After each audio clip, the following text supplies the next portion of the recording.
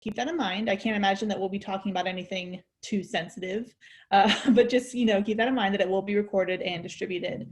My name is Annah Hackett. I'm the Information Literacy Librarian at University of Texas at Austin, where it's already getting very hot, by the way, and I am less than pleased about that.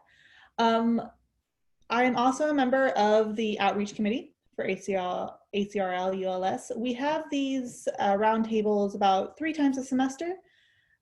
This is the last one for the year, but we do have a meeting coming up to talk about other subjects that we want to talk about. So if you think of anything that you'd really love a roundtable on, feel free to drop that in the chat anytime during our session today. I'll give a moment for Kristen to also introduce herself. She's our backup facilitator today. She'll be monitoring the chat while we're having our session. Hi all, you met my therapy dog Jigsy. I'm an outreach instruction librarian at the University of Minnesota, and I'll be taking a bunch of notes right now. So you'll just see me mad typing, and if there's anything I can do, throw it in chat. But yeah, other ideas, and if you want to put where you're from and all that in the chat, that would be great too, because we don't have time for introductions from everyone. Yes, please, if you would like to drop your name and where you work and your position title in the chat, that'd be wonderful.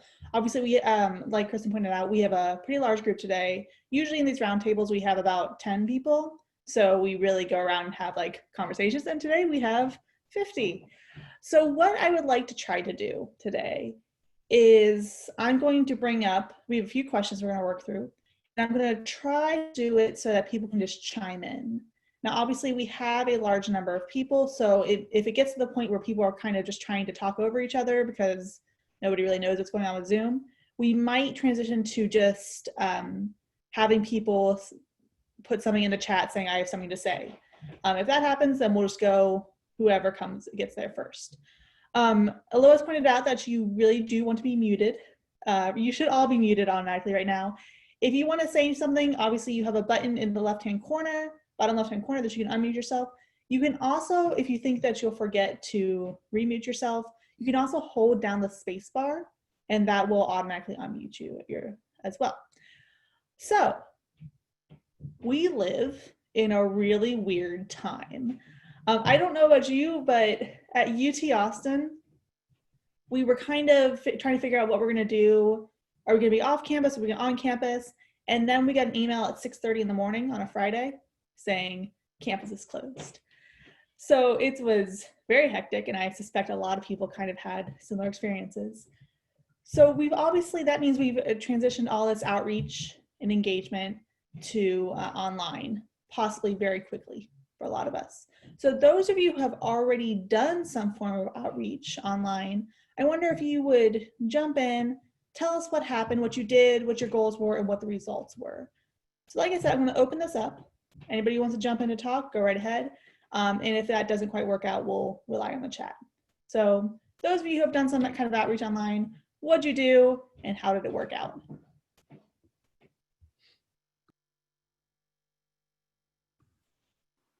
Hi, I can start. I'm Cassie from Youngstown State University, and we didn't have any grand plans for library services, but it was really just trying to be more of a mental support for students trying to make it through finals in this crazy time. I was absolutely shocked that our university wasn't doing anything for them, but instead had decided to focus on the seniors and the graduating class. So a lot of their social media stuff I found was about them and their plans and what they were going to be doing after graduation and their great successes. And I was sitting here thinking, well, wait, what about all of the students on campus trying to make it through this time? So we reached out to some faculty members that we had personal relationships with and asked them to do just a short video of encouragement. You know, we thought it would be more meaningful coming from them as, you know, respected people on campus, faculty members that students knew that were very engaged with student life on campus. And they just got on there and you could see their, you know, their living rooms in the background, or some people, you know, did it outside or whatever. Just a short message to say, hey, you're doing a great job. You know, keep pushing. We're almost to the end of the semester. We're proud of you. reach out if you need anything. And we got a fantastic response from the students, more than I thought. From that, we don't usually have a great following on social media, but we got a lot of comments and retweets, and it was great.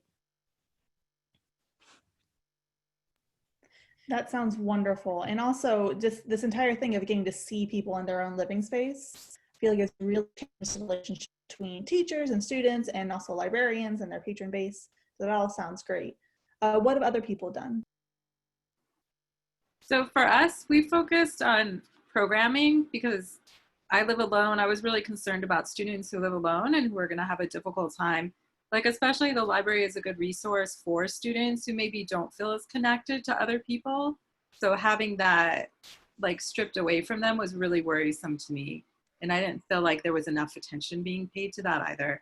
So what we tried to do is just do a series of events where people who wanted to connect to other students would have some kind of opportunity to do that. So we did like an online zine making workshop. We did a trivia night. We did a poetry reading. And we're gonna do a book club.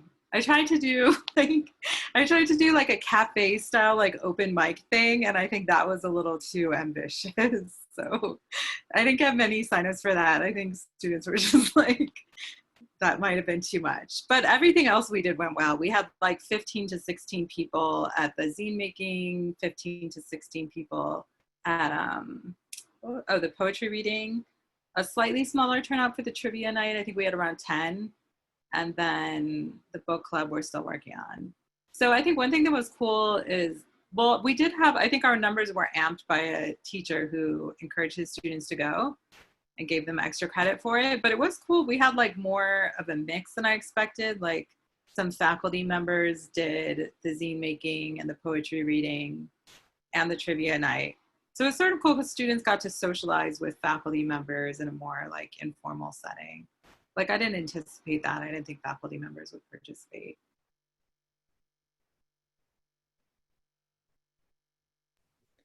Yeah, so many great ideas there. Michelle, out of curiosity, are you at a large university or small university? No, it's very small. I'm at Laguna College of Art and Design, which is in Laguna Beach, and it's around like 650 students. So like all the events were geared towards art students. They were things I thought they would be. For whatever reason, like zine making is constantly popular. Like everyone likes that. And it's very easy. You can just show them the mini zine format. So it's straightforward. It doesn't take a lot of time. Yeah, that all sounds great. As other people contribute, if you could also say, just give a general idea of, are you at a large university, a small university? Because at UT Austin, which has a lot more than 650 students, I think we would struggle to have a book club. So we would definitely have to think of different ways to reach out.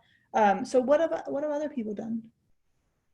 Hi, my name is Brooke. I'm from Campbell University in North Carolina. It's a medium-sized university. And a couple of events that we did, we also did a trivia night. We used the platform Twitch, TV.com, and we have a librarian, we're fortunate enough, who was a star on the 500 questions or whatever it was. So he's our in-house trivia guru, and so he hosted that for us, and it was a lot of fun. We had a great attendance. Another event that we did, we actually collaborated with our writing center, and we hosted online through Blackboard Collaborate. We did a knock out your last paper or assignment for the semester, and we had writing coaches in separate rooms, and we had librarians in separate rooms, and we had one of our fellow librarians kind of play the host of the room. So as students would arrive, they could kind of get to know the student and find out, well, what are you working on? Do you need a librarian's help for research and for citations, or do you need a writing center coach help for writing, your paper and your format? And that was great. We've been doing that event in person, so to be able to switch that to the virtual, it's something that we're considering to keep doing, even throughout the summer and into the fall as well. It was a great collaboration. We're really happy with the turnout. Yeah, that sounds like a great idea, Brooke. I really like that. I'm Ruth.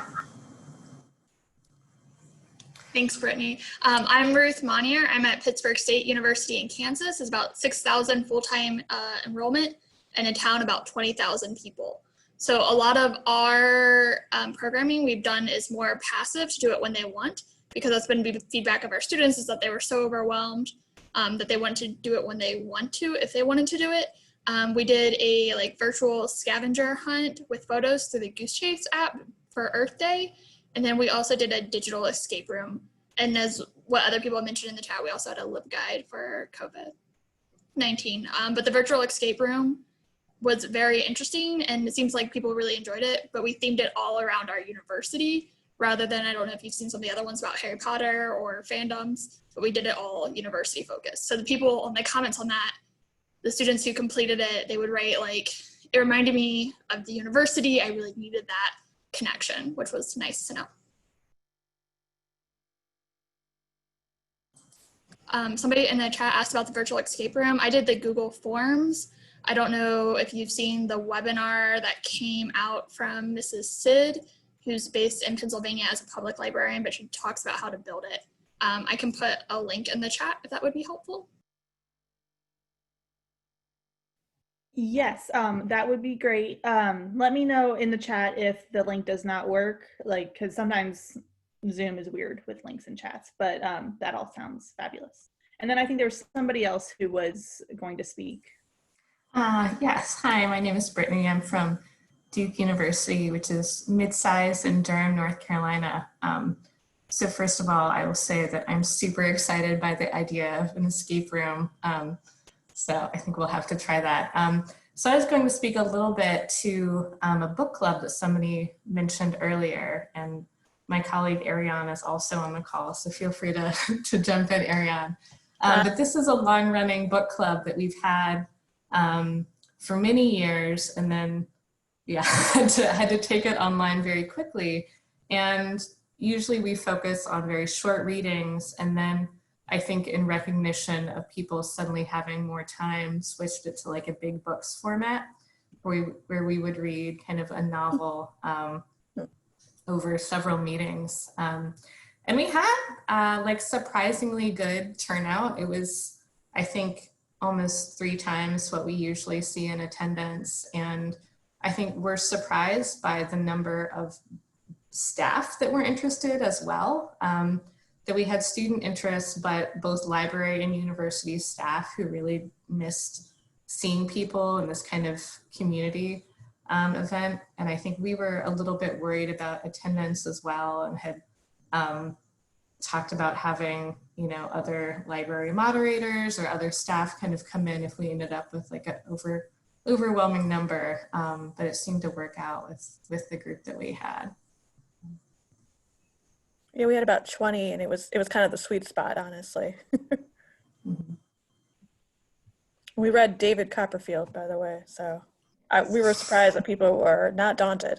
I don't know what Brittany and I were thinking when we suggested that. I mean, of all the books to choose for quarantine, a big cozy Charles Dickens book, honestly, I'm rereading it right now. Oh, nice. Send me the link. Come join our third one, our third discussion.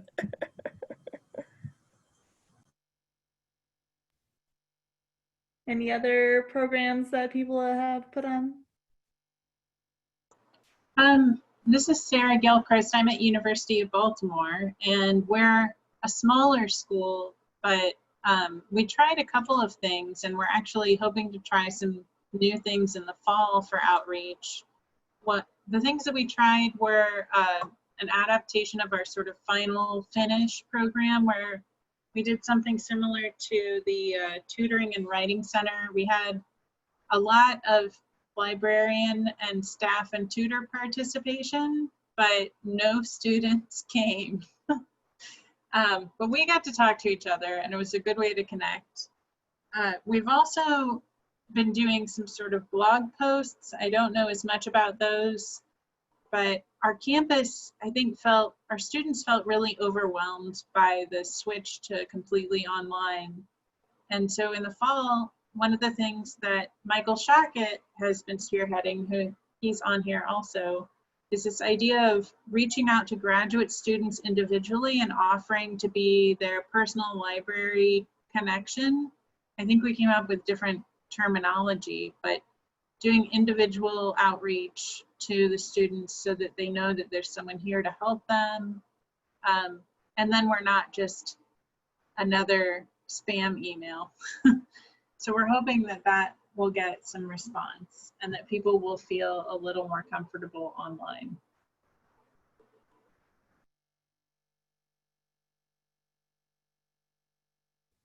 I think you said one of your colleagues is on the call as well. I don't want to put anybody on the spot, but if anybody would like to jump in from your institution and give more details.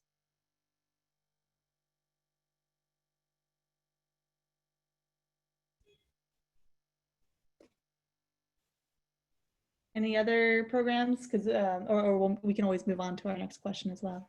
Oh, it looks like Michael was unmuting himself. Michael, go right ahead. No, I don't know that I had a whole lot else to add other than what Sarah said. I guess what I have done is we've also had some, we've kind of been more involved in our social media presence on campus, and we've actually got some reference questions through Twitter, through people responding to our Twitter account, which is the most active one, which I don't think we were necessarily expecting to have happen, but just trying to engage with students on multiple platforms.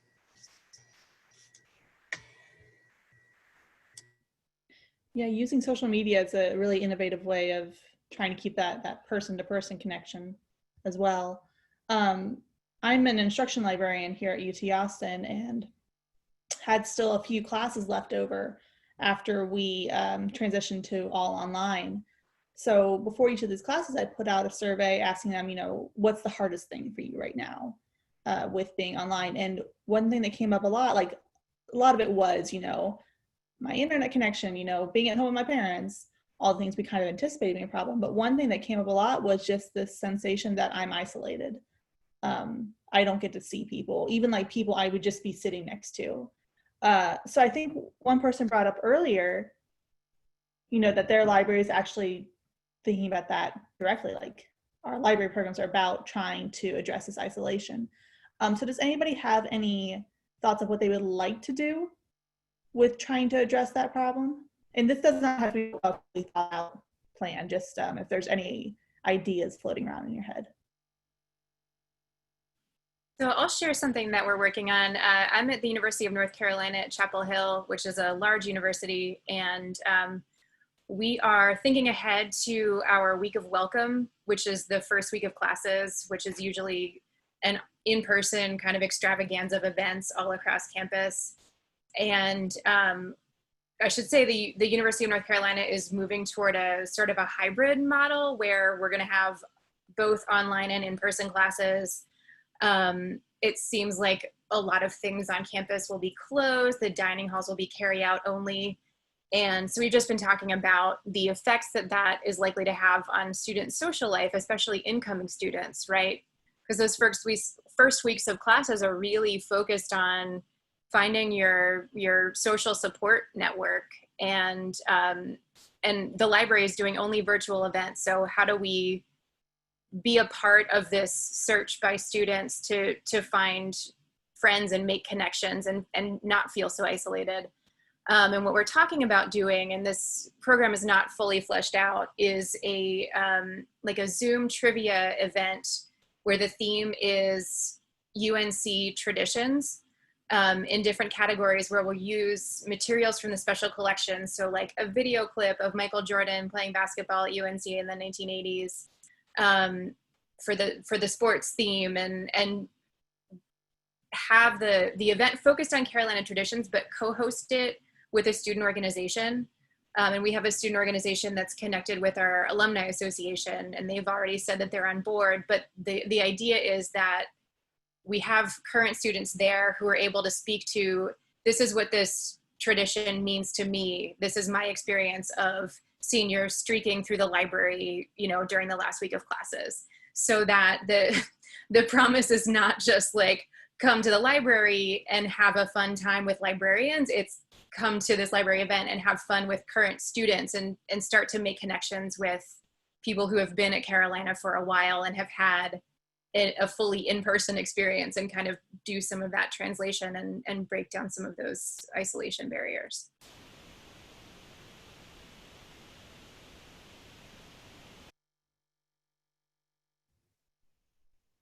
That all sounds like wonderful ideas. I love the idea of shifting from orientation means let's connect with the library and more the library is enabling you to connect to your fellow students, even current students. With that in mind, actually you anticipated one of our questions for today. So I'm curious, how are people planning to shift this fall, particularly with orientation? I know UT Austin is planning on coming back in August, but I know other universities are not, and some universities are still kind of in limbo. So what plans are you thinking of for how to be virtual this fall? Yeah, thanks for sharing, Emily, your Zoom trivia. That's a really great idea. In regards to the orientation, Campbell University, they're doing kind of like a hybrid version for orientation as well. It's going to be in 3 phases. And the first 2 phases will be done all virtually. And then the third phase will be kind of onboarding once the students get to campus and kind of spend some time doing some of that connection building as much as they can. So the library has been involved and will be involved in all 3 of those phases. So I'm really excited about that. And I feel like we will be able to contribute and kind of put faces and librarians with the library piece so that hopefully we can help to build those connections with students before they even come to campus. Our admissions team has just recently held what they called Q&A Day. And again, it was through Blackboard Collaborate, and they had different departments around campus, like Residence Life and Financial Aid and some of those others. There was like 20 different departments that were represented, and we each had a room in Blackboard Collaborate, and students could come into the different rooms and they could ask questions. So the library was involved with that as well. So we got to already encounter and engage. We had a graduate student and a librarian in the room for the students to kind of greet them, and their parents also came. So it was a great way for us to start building these relationships with students and really get them comfortable with the library and the librarians before they even come to campus. And hopefully through that orientation, they'll also continue those relationships.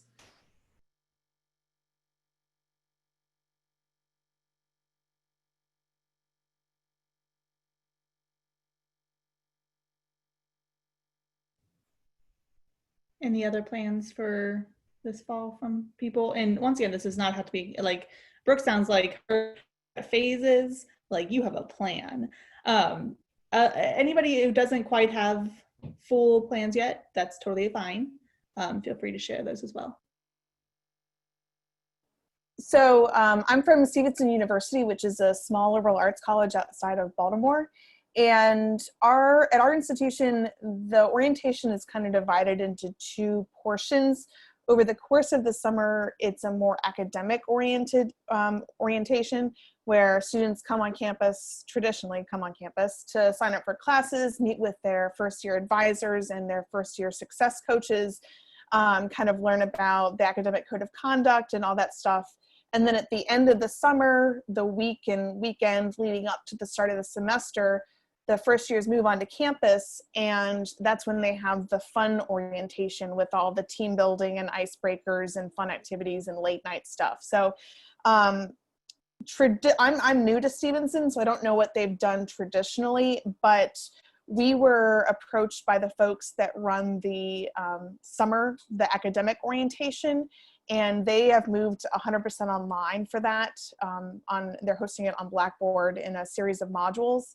And we were asked to put together a narrated PowerPoint presentation, kind of introducing students to the library and our services. So they're going to put that up on their Blackboard site along with our contact information, and hopefully we'll catch some students who have questions that way. And then for the more fun orientation, we're hoping to partner with student activities and student affairs that run that, and hopefully do some virtual events like a trivia or an escape room or something like that. So.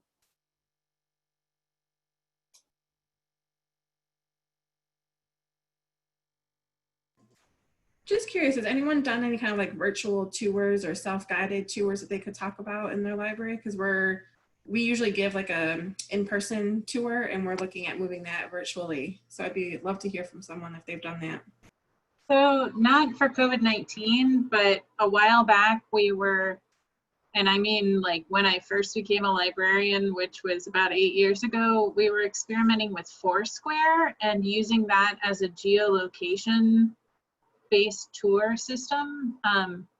And today in our reference meeting, we were talking about ways that we could get students to like get out and move around and still find information out about the library. Obviously being in the physical space is not gonna work, but we're still brainstorming ideas at University of Baltimore. I know that we've had contact with our admissions office and that we are going to be participating along with our academic success department in the virtual orientations that are being held over the summer. We are not coming back to campus in the fall. We're going to be completely online. So I'm interested in hearing, obviously, like geolocation is different if you can't leave your house, but maybe getting some student-led tours or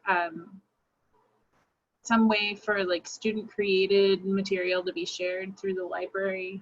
That was something that we were talking about. One thing that we have here that was not created for the pandemic, this was actually created last year, one of our graduate research assistants. She created a choose your own adventure tour of the library using Google Forms. We're basically like you're going through these forms and you make a choice, just like a choose your own adventure. And then whatever choice you make, it just takes you down a different route. And I think it's very much formed in stages where once you get through one stage of touring the library, it tells you like, good job, you've achieved the academic stage or something like that. It's very popular with faculty members because they can drop it into their Canvas site and then like encourage students to explore the library that way.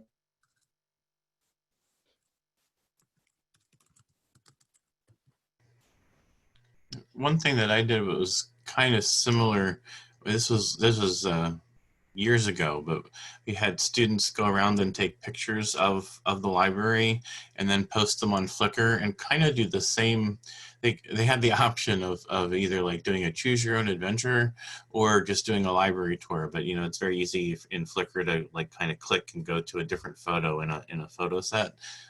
This was back when Flickr was popular. There's probably better ways of doing it now, but it wasn't really that hard for like technically to set up if you have the pictures. And that was when our students had access to the campus, it was a way for them to kind of give a student-led tour by writing captions on like what was each floor and things like that. So at YSU, we've also been struggling with how to introduce the students to the library when we're not sure if our physical space is going to be available to them or not. We're probably going to be in some kind of hybrid, some classes on campus, but the library may be open, but if there's an outbreak, it won't be open. So we don't really know. So we're trying to focus on the services we have and the things that we've created a LibGuide. We're not allowed to have one about COVID-19 because the university wants to control that. But we do have a LibGuide that details all of our electronic resources, kind of highlights our most popular databases for people who have never used the library before but need to now. Goes into some of the video resources we have through those databases. And then of course our contact information and just trying to make sure that they know that somebody's there even though they can't see us. So we've been not focusing on our library spaces as much, but the services we can provide through reference and course support and all of our online resources.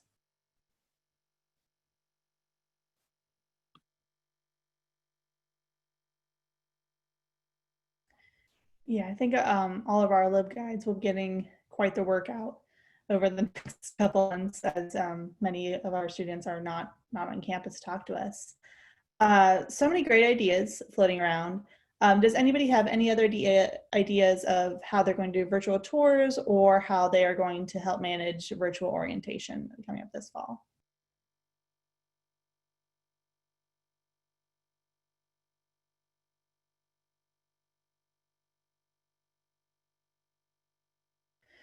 So one thing I'm seeing a lot in the chat is people are talking about what kind of platforms they're using.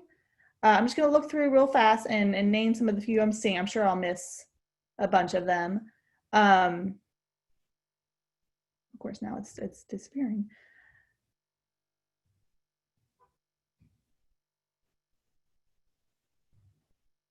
So people are talking a lot about the live chat option they have on their library website in order to talk.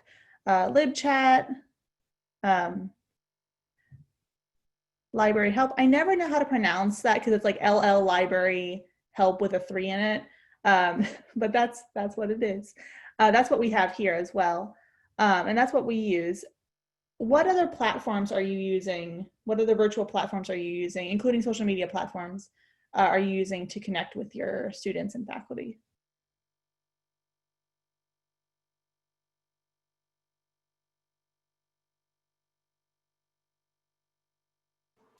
One of the things I used with the students in my class, since I'm a research and instruction librarian, I had 5 students this last semester, and I was using Remind as a way for them, especially after we went totally online.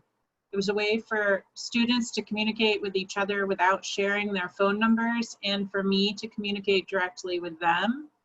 And it was pretty easy to set up. I think it's designed mostly for K through 12, but they understand that universities are part of it also. So that was a nice way to communicate with like a certain set of students.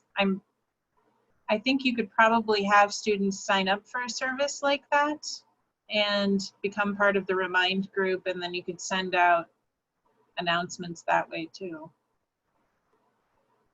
Well, it looks like somebody else uses it with their student workers. So would that work for a book club or other kind of small group like that? Or is it primarily just for like things like student workers or small groups of researchers? I think it would work with a book club.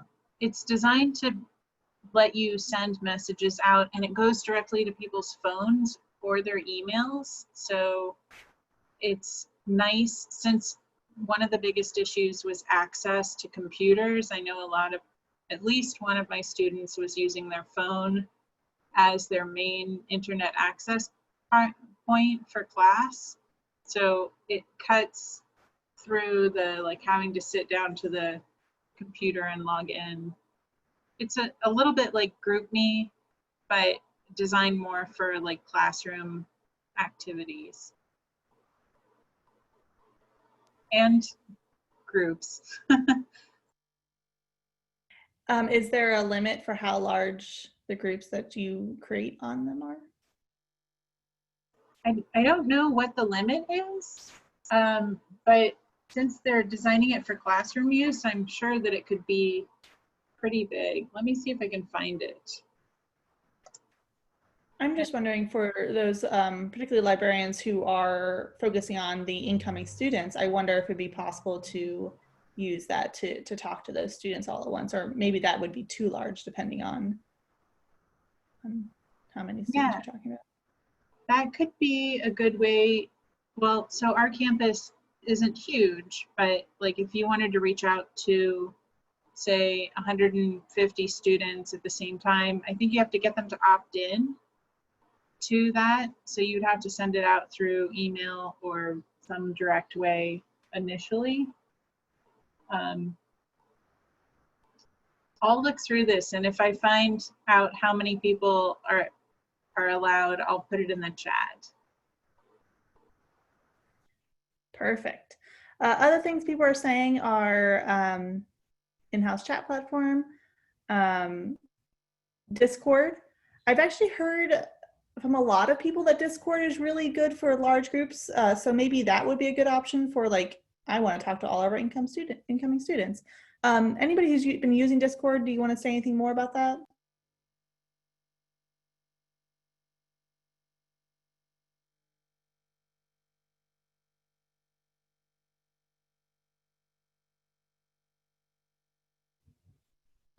I'm also seeing Microsoft Teams. Yeah, we do that as well. Flipgrid, I've heard really good things about that. Deanna, do you want to say anything about Flipgrid? I don't have a lot of experience because it's pretty new for us. I know that a number of our teaching faculty have been using it and using it really effectively. We had an online teaching symposium where it was sort of introduced to us recently, and so we've been kind of playing around with the idea of using it in library instruction. And so we haven't done it yet, or at least I haven't. But the idea that if you're going to come in and do a session in a course, that you could kind of send a video out to them and then have them respond. So about, something like, what makes you most anxious about research, and then kind of have these sort of relatively low pressure things. I mean, you can set it for a really short amount of time. So you could say 2 minutes. So you can just sort of vent about research and what kind of makes you anxious. And so you could kind of be prepared before you do that session to be able to address some of those kind of fears and anxieties. And so that was kind of a way we were thinking about using it. Yeah, that sounds great. And it, as David points out in the chat, Gen Z and millennials tend to really like short videos, which I understand. I don't like watching long videos either. So that sounds like that would work really well with that. I think, yeah. So Sarah says that the remind up to 150 participants per class. So maybe if those of you who are working with like incoming students, if you chopped it up into small groups. Other people have pointed out Padlet, virtual book displays. I've heard very good things about that. This is Kristen. I'll just chime in on the Flipgrid because we use it a lot here at the University of Minnesota because it was actually developed here. So we got in on the ground level. So we use it a lot on kind of like what you said, pre-exercises to kind of prime the pump before students come to a library session or virtually getting their, tell us something you've learned in a previous library session, or like you said, talk about the research process, what's your stickiest point when you're doing research, things like that. I've used it with like evaluation, to evaluate various sources, tell me a little bit about different things. So it's a great tool. And it integrates into Canvas. If you happen to be on a Canvas institution, they have it turned on. So it works really slick to kind of pop things into Canvas. Excellent. David also shared his lit review about how Gen Z and millennials access video or watch videos. So that link is in the chat if anybody wants to see that. And then Melissa's asking to hear from anybody who has actually used Discord, especially to promote informal study and chat spaces, to replace the library as a social study space in an online format. I think that's a really important point because so many of our students, of course they study in our libraries, but also it's just a place for them. It's a place where they see their friends and where they just exist outside the classroom in their dorm. So has anybody used Discord for anything like that?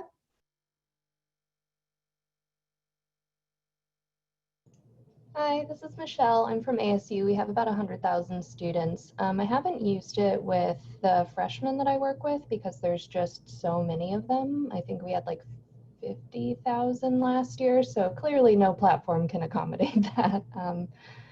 But I have used it. I teach an MLIS class through the University of Arizona, which is in Southern Arizona in Tucson, and I use it with my students in those classes as someone was saying, like an informal space, but also like a learning community. And so far it's gone really well. And then after every semester, I'll add the new cohort of students in there. So then they can also talk like across different, I guess, courses and stuff that they take. And you can create, what's great about Discord is that you can create different rooms and organize things so they can see job posts. If they want to share jobs with each other, they can just have a fun room where they share memes, which is very popular. And what I find really helpful is, especially now, given the, I guess, information overload that's going on, sometimes people just need a break. So there's a separate channel for news and a separate channel just for discussion. So that way, that reduces any anxiety that they might be experiencing if they don't want to look at news for a couple minutes. So in that context, this is of course with grad students, it's been extremely successful, and it's a really supportive and I would say positive environment. And I want to try it with freshmen, but given the institution I'm at, I haven't quite found a way to do that yet that would work. So if anyone has any ideas, I would greatly appreciate them.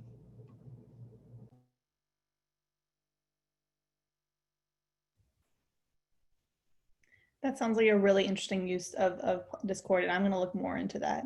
Definitely. Does anybody else have any experience using Discord?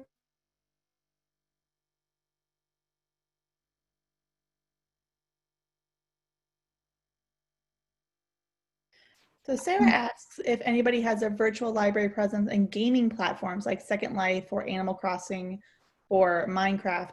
I don't know much about Minecraft, but I've heard it's like one of the most stable platforms in terms of interacting with large groups. So yeah, I'm very interested in this as well. Does anybody have a virtual library presence in a gaming platform?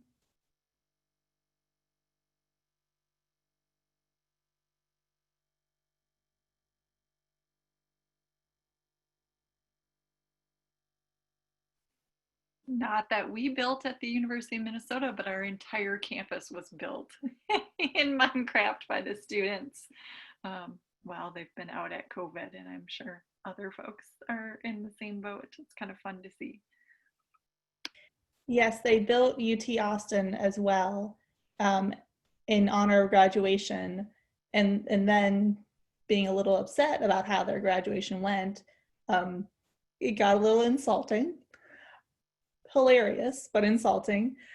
So people were less than pleased about that. So it doesn't seem like people quite have been using the gaming platforms quite yet. Sorry, I'm trying to keep up with the chat as well. And some people have used Slack. One thing people feel free to keep on adding your platforms to the chat. One question I do want us to spend a little bit of time on, since we have about 15 minutes left, is, what are your concerns coming up to fall? I know maybe your concern is just like this blank thing of worry, but what are you concerned about going virtual for outreach this fall?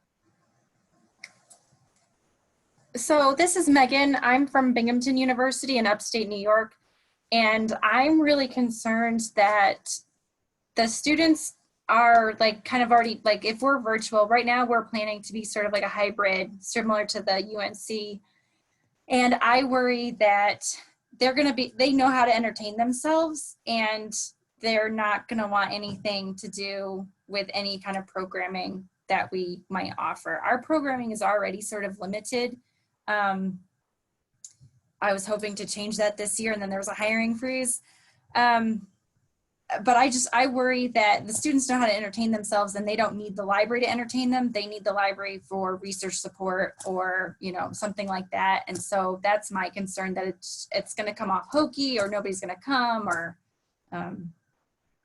yeah. Yeah, I echo Megan's concerns. And we actually have an undergraduate student who works in my department who has told us that, has just confirmed that library virtual events are competing with Netflix, right? If you're at home, or you're in your dorm, and you have a choice between a virtual library tour or binge watching whenever you can binge watching. It's kind of a no-brainer. So how do we make these programs compelling? And then how do we, for those of us who have spaces that are closed or are partially closed or have limited seating in a way that they didn't before, how do we still connect with those students who just see the library as a space?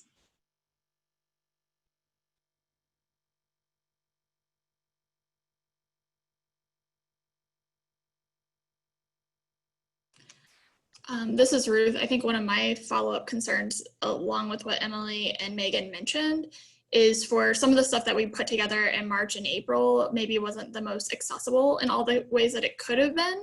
So how do, if for those who are online or if we're doing hybrid or whatever your situation is, how can we make sure that we're being inclusive and accessible for everyone in all of our programming and like thinking of all the things and trying to design that programming with universal design in mind and accounting into their accessibility, their software, their location, and all of that as well.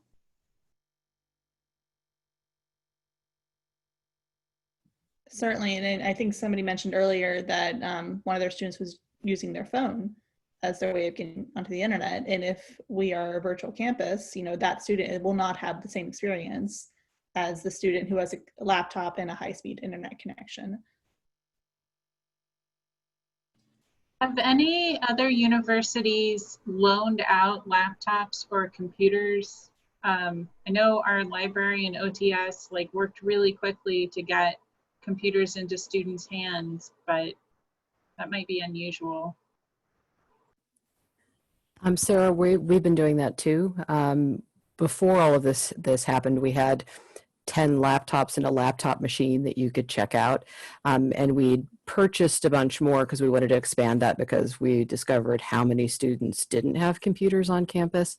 And so even after the physical building closed, we were working with the equity committee, and we had this student emergency fund where they would kind of petition for money to help with various things, and anybody who had an issue like they needed a computer, we were working with them to send computers to the students where they were. We were kind of hoping to expand that. We've been looking for some grants because so many of our students are using phones, which just won't cut it for many of the things that they need to do. So yes, we've been doing that, and we've just allowed them to hang on to them for now. How we're going to work out the getting them back if, you know, people aren't planning to be taking classes in the summer or fall, I don't know. I'm not sure we figured all the logistics out. The priority was just getting them to people who needed them so they could get to the end of the semester. But it has really shown a huge equity gap that we discovered so many people did not have what they needed. And so they were coming in and using the desktop computers in the library all the time, or using those laptops that we were loaning, and just using labs across campus. And now obviously that isn't available to them.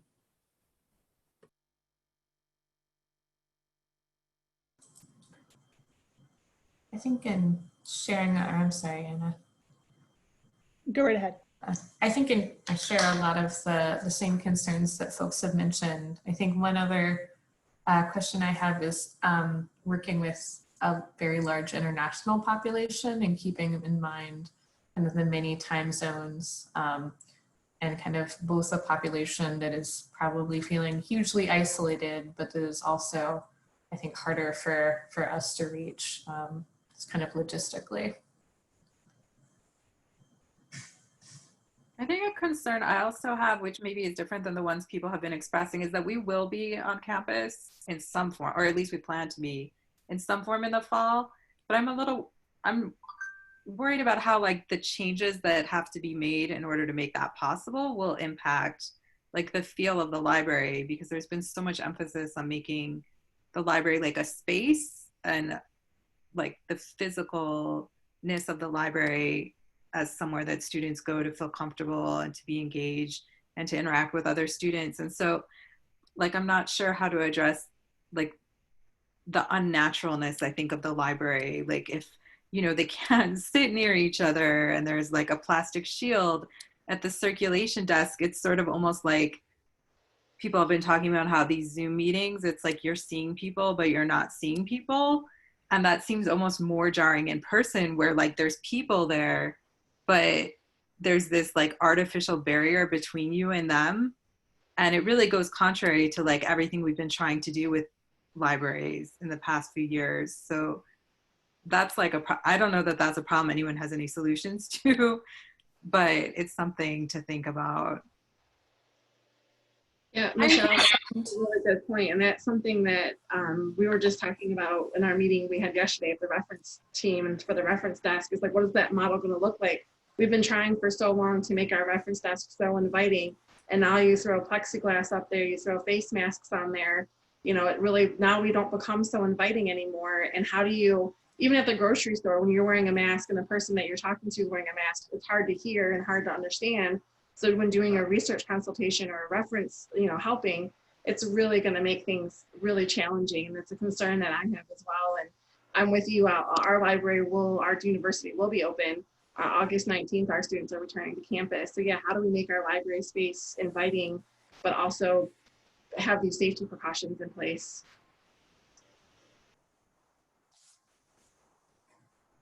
I have that same concern. My library is going to cut 60 to 75% of our seating. And so I worry that students are just going to kind of sit wherever, which is what they were sort of already doing. And how do we promote that, you know, you really should be 6 feet apart and things like that. I think we're going to get a lot of pushback. And so I'm trying to anticipate that, but it doesn't look good. Yeah, we're very concerned about seating, you know, like everybody, but particularly since we have a number of library classrooms, and we can't see any way that we could have a class come in and maintain proper distancing in these classrooms. So are we going to go to the classes, which is something that we've kind of tried to push against because we want people to come to the library, or are we going to have in-person classes that we are nevertheless serving virtually? One thing I'm very concerned about is just the mentality, just people being afraid to go out in a place where a bunch of other people. And I don't know if that's something that we can really, we certainly can't fix it, you know, just like that. But I don't know how we can address that as a library. So we have about 5 more minutes. Does anybody else have any other concerns they would like to bring up? I'm concerned. Our computer lab is very busy, and we've had to take away a lot of the computers just so that they're far enough apart while they're still on their table, you know, with all the plugs. And then students are going to be angry, and they're going to be angry at us, even though it's IT's fault, you know, and right. And so, yes, I'm concerned that we won't be able to give them the access to technology and printers that they are going to need. And then they're going to be frustrated and angry with the library.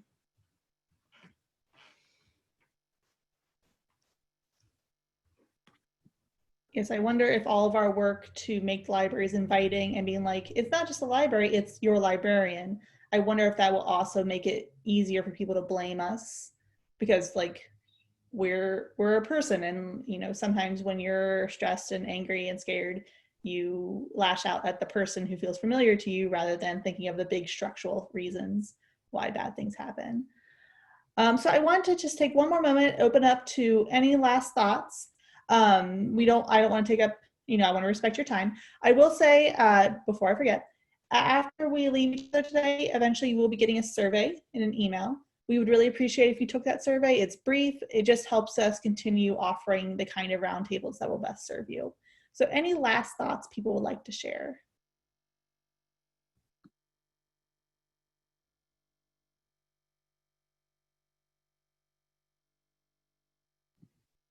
I also super appreciate the amount of conversation about America's Next Top Novel currently happening in the chat.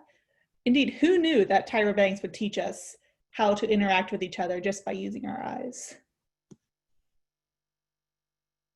I have to put a plug in for another higher ed tie-in. The series We're Here, which is on HBO. I think it was the first episode was filmed with an administrator from Gettysburg College. And it's all about like accepting people and ways that you can embrace difference and stepping into other people's shoes. It's a good, uplifting series, and they're drag queens, so.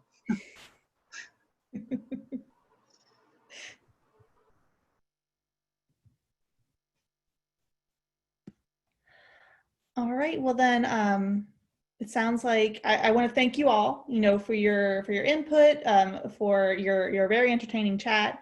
I hope you all are safe and that you're healthy and that wherever you are, things are going as well as possible. I look forward to seeing at least some of you in a future chat. And just, yeah, thanks so much for coming today. Have a nice day, everybody.